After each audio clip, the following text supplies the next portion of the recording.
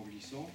Si maintenant vous voyez comment fonctionne la scène ici, le mieux à faire serait d'en faire une nouvelle. Là je pars d'une scène qui est vide. Je vais aller chercher un objet. Le premier objet que je vais vous montrer c'est le cercle. Alors la batterie c'est canal A. Je peux montrer ce qu'il y a sur la piste de batterie. Voilà.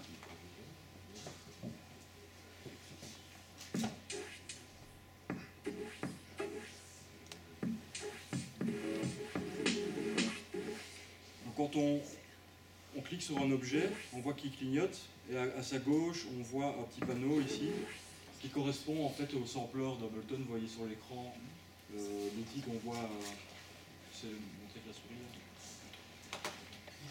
Celui-là, et peut-être même scroller à gauche dans la fenêtre pour montrer qu'il y a plus de... Voilà. Donc là, on a place pour mettre 128 sons, et on voit ici directement la même grille, avec la même charte graphique pour pouvoir s'y retrouver. Et on voit quand je frappe sur un petit carré à la fois, on voit qu'on entend le son. On peut couper la piste là.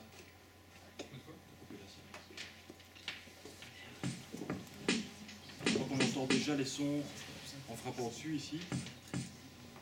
Okay, donc je vais mettre 2 steps au cercle. Donc on a un seul rond. Pour le moment il joue 2 sons. Vous entendez que les 2 sons sont différents. Voilà, on pourra en avoir jusque 16. Donc c'est un peu comme un séquenceur, il va à chaque fois avancer au suivant. Il va juste faire 1, 2, 1, 2. On voit qu'on peut changer la taille des objets sur l'écran, comme ceci. Couleur. Hop, on va le mettre en vert. Je vais le dupliquer. On va chercher d'autres sons.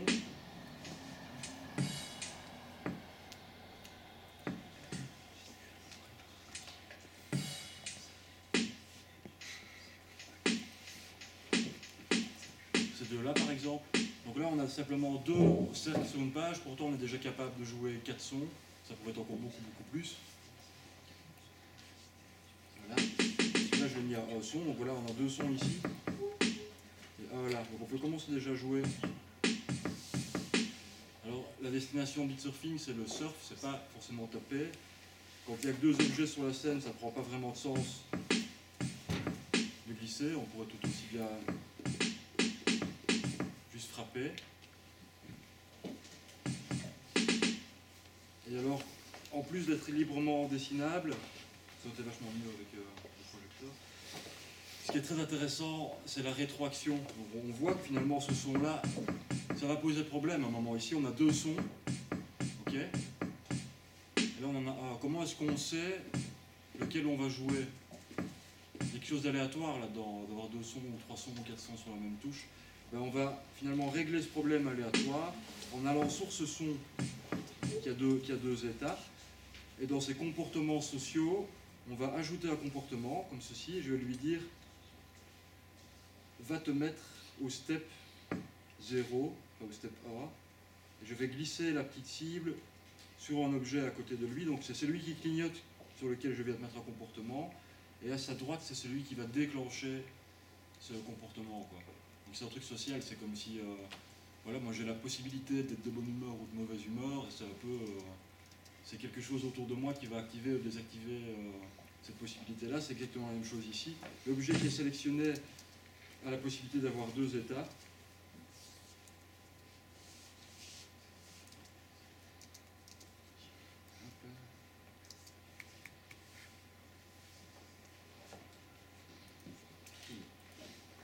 Ça vient de planter, mais heureusement il s'est rouvert.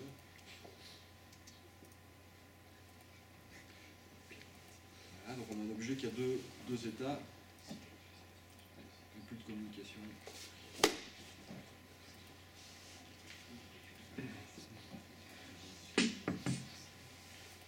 Là. Donc on en était là. Ajouter un comportement. Le comportement concerne toujours l'objet sur lequel on glisse le comportement. Le comportement, qu'est-ce que c'est? Ça va te remettre au premier step. Et qui va déclencher le comportement? Je vais déposer la petite cible sur l'objet qui est en face. Vous voyez, quand je frappe maintenant cet objet, celui-ci clignote.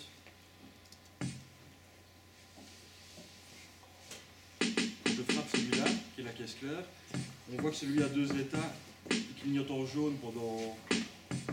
Vous voyez? Et il clignote en jaune pour signifier qu'il a été infecté par quelqu'un d'autre. Donc on voit finalement que peu importe le son où je m'arrête ici, quand je vais frapper là, celui-là il est prêt à jouer le premier. Là il joue toujours le premier par exemple.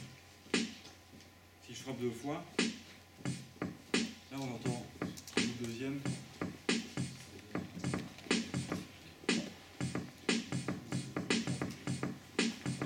Donc on pourrait aller jusqu'à avoir beaucoup plus de sons que ces deux-là.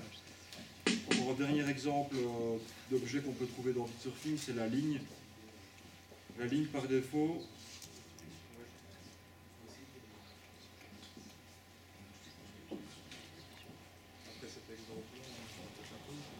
oui, le deuxième objet que je vais vous montrer avant la pause, c'est la ligne. Alors la ligne, c'est un objet qui ressemble autant le premier objet que je viens de montrer, le cercle, qui peut avoir plusieurs états et qui peut, selon son environnement, se faire remettre à tel ou tel état. La ligne, c'est un peu comme le truc avec lequel j'ai joué la batterie tout à l'heure. Simplement, la ligne, en fonction du sens de collision, elle va jouer un son différent.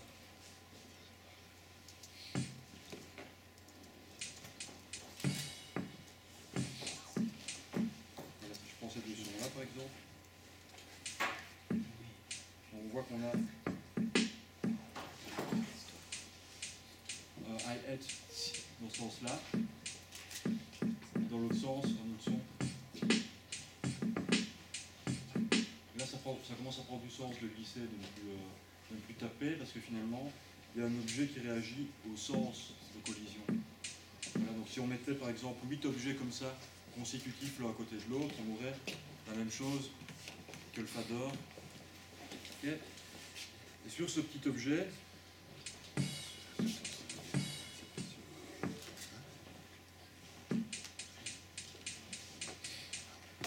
je vais de nouveau remettre un dernier comportement sur celui-ci. Donc, comment est-ce qu'on fait pour mettre un comportement? Il faut cliquer sur l'objet sur lequel on veut ajouter un comportement.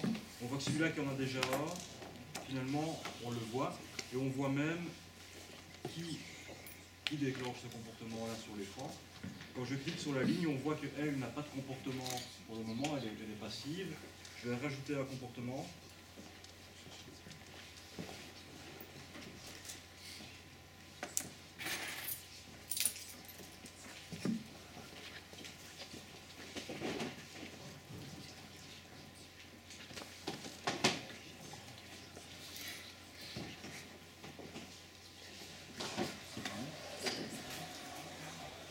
Et hop là, je vais accrocher les comportements aux deux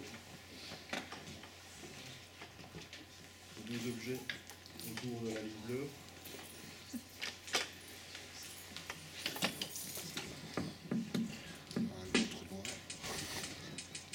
Et voilà, donc là maintenant on a toujours 3 objets, mais il y a un comportement social en plus sur la ligne bleue qui fait que le son qu'il y a sur les deux côtés de la ligne va changer en fonction qu'on vient de la grosse caisse.